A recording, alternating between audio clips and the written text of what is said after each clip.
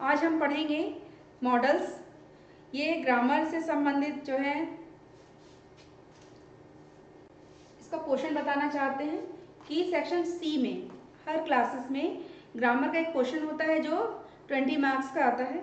उसके लिए जो दिए गए हैं जैसे वर्ब है, टेंस है, मॉडल्स हैं, use of passive voice, reporting, clauses, determiners और प्रीपोजिशंस और ट्रांसलेशन, और आखिरी में आता है objective questions based in on grammar. ठीक है, तो इससे संबंधित हम अध्ययन करते हैं। ठीक, तो आज का जो है अपना टॉपिक है मॉडल्स। ठीक, ओके, तो चलते हैं एक डेफिनेशन ऑफ मॉडल्स, यानी परिभाषाएं क्या होती हैं कि ऐसी सहायक क्रियाएं होती हैं जिनका प्रयोग वाक्य में मुख्य क्रिया के साथ किया जाता है ताकि किए जाने वाले कार्य की समर्थता, संभावना, निश्चितता, इजाजत और आवश्यकता व्यक्त की जा सके। ठीक, कुछ वर्ड्स, एक डेफिनेशन ऑफ मॉडल्स यानी परिभाषा कि मॉडल्स ऐसी सहायक क्रियाएं हैं जिनका प्रयोग वाक्य में मुख्य क्रिया के साथ करते हैं और एक कुछ खास मूड अवस्था को प्रकट करते हैं जिन्हें मॉडल्स या मॉडल एक्टिविटी कहते हैं। ठीक, आपके जो है पाठ्यक्रम में have to, has to, must, should, need, और टू इत्यादि सारी चीजें आती हैं। आपको इसकी विशेषताएं भी बता दें कि मॉडल्स कभी अकेला नहीं आता, इसका प्रयोग सदैव किसी मुख्य क्रिया या मेन वर्ब के साथ ही किया जाता है। जैसे I have to wait here for an hour. ठीक,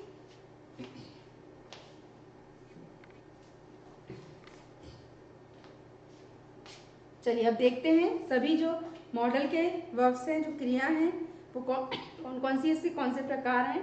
जैसे C A N can, can have to, C O U L D could, could have, should have, ought to have, would, must have, has have या have to, had to, dare, need and need to। इसमें हम मुख्यतः में या should का प्रयोग करते हैं। जैसे एक एग्जाम्पल है, यू शुड वर्क हार्ड। ठीक, ओके,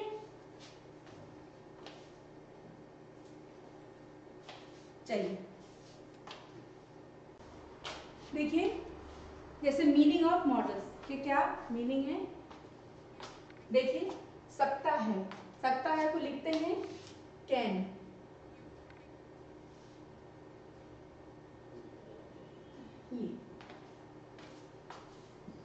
CAN कैन।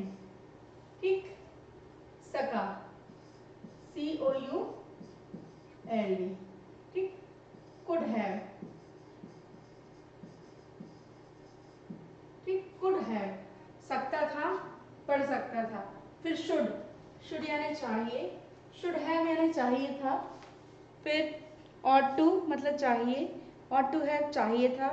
मे या माइट लगाएंगे तो उसका मतलब सकता है। फिर मे, माइट सकता था।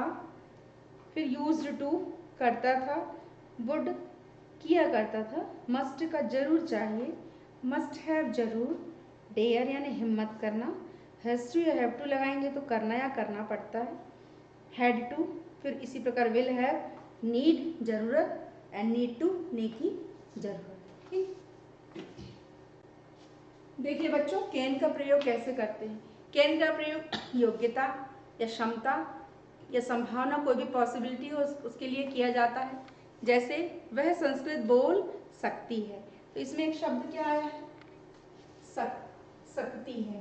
ये किसके लिए यूज होता है, कैन के लिए। ओके, ठीक, सकती है, सकता हूँ, सकते हैं और वो सकता है। ओके, तो वह संस्कृत बोल सकती है, तो शी कैन स्पीक, इसमें वर्ब का फर्स्ट फॉर्म आएगा। ओके, कोई सेकेंड और थर्ड नहीं आएगा। ठीक, तो मैं 20 मिनट में 2 किलोमीटर तैर सकता हूँ।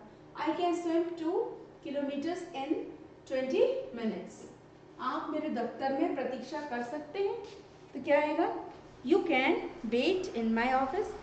फिर खोया हुआ बच्चा अब कहीं भी हो सकता है। The lost child can be anywhere now. अब कैन का प्रयोग योग्यता और क्षमता के लिए किया जाता है। प्रयोग और भी होता है। एनीबॉडी कैन मेक मिस्टेक, कोई भी व्यवहार को दर्शाने के लिए, है ना। We can learn by mistakes. घबराहट या बेचैनी को प्रश्नवाचक वाक्य द्वारा प्रकट करना कि व्हाट कैन ही मीन ना, वेयर कैन आई स्टडी, तो ये इस प्रकार के कैन के लिए यूज किए जाते हैं। ठीक, फिर है भूतकाल के कार्यों के अनुमान हेतु। ठीक, अब कैन के प्रयोग को नकारात्मक रूप, यानी कैन में आई कांट, कांट का मतलब होता है कैन नॉट। ओके, CAN जो टी कहलाता है ये है, इसका मतलब होता है कैन नॉट। ठीक है, इसको पढ़ते क्या है, I can't do it, inability के लिए आई कांट लिफ्ट इट। ठीक है, यानी नहीं के लिए प्रयोग करते हैं। ठीक है,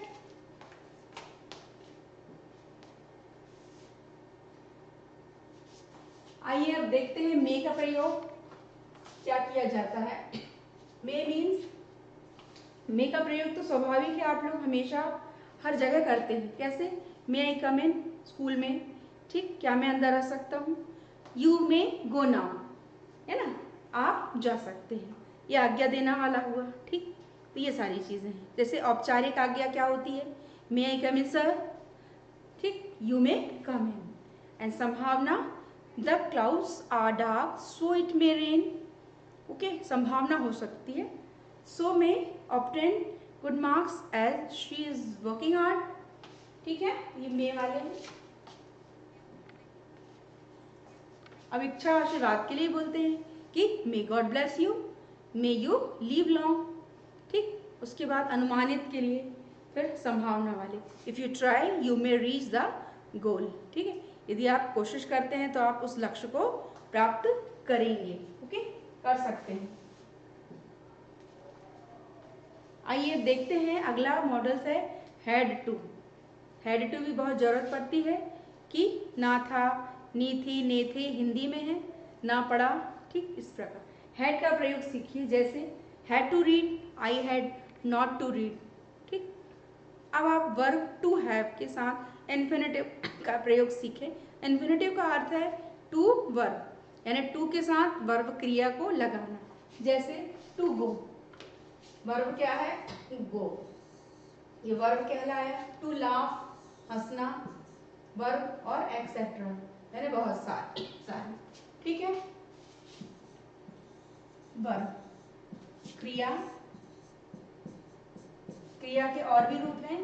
जैसे गो, प्ले, रन, ईट, स्लीप। ठीक है, राइट, लिखना। ठीक है, आना, कम, ये सारी चीजें क्या है, क्रिया के रूप में। आप और भी इस वर्ब को बना सकते हैं।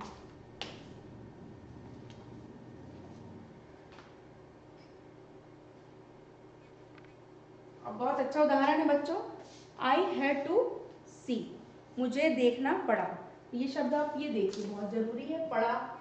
ठीक है, ये शब्द के हिसाब से आई हैड टू का यूज किया जाता है। ठीक, बहुत सरल है कि मुझे देखना पड़ा, तो आई हैड टू सी, मुझे देखना पड़ा। या इसका दूसरा लिख सकते हैं कि मुझे पढ़ना पड़ा। ओके, ठीक, तो क्या लिखेंगे, I had to study. Okay, STUDY।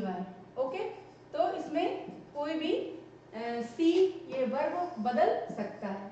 Okay, then मुझे खाना पड़ा, I had to eat, I had to see. फिर मुझे कहना पड़ा, I had to say, I had to beat, I had to show, I had to read, and I had to, मुझे जाना पड़ा, आई हैड टू गो। तो इसमें I had का प्रयोग होता है। ठीक है,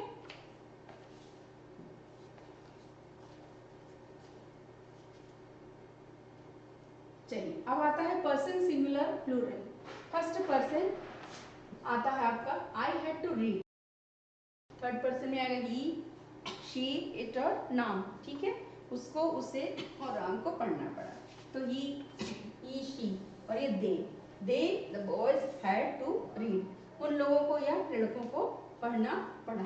तो थर्ड पर्सन के इस प्रकार के आएंगे आपके सब्जेक्ट। अब एक एग्जाम्पल है, भारतीय विद्यार्थियों को कड़ी मेहनत करनी पड़ी। तो क्या बनेगा, इंडियन स्टूडेंट्स हैड टू, पढ़े के लिए हमने आपको बताया हैड टू वर्क हार्ड। सरकार को सड़कें बनानी पड़ती थी, तो the government had to build the roads. Okay, आपको भी 5 होमवर्क दे रही हूँ कि आपको भी ऐसे 5 वाक्य बनाने, 10 वाक्य बनाने हैं, ठीक है, 15 सेंटेंस बनाएंगे आप, ठीक है, जिसमें हैड टू, में और जो जितने भी आपको मॉडल्स बताए हैं उनके वाक्य बनाएंगे और अपनी नोटबुक में नोट करेंगे और अच्छे से प्रैक्टिस करेंगे। Thank you.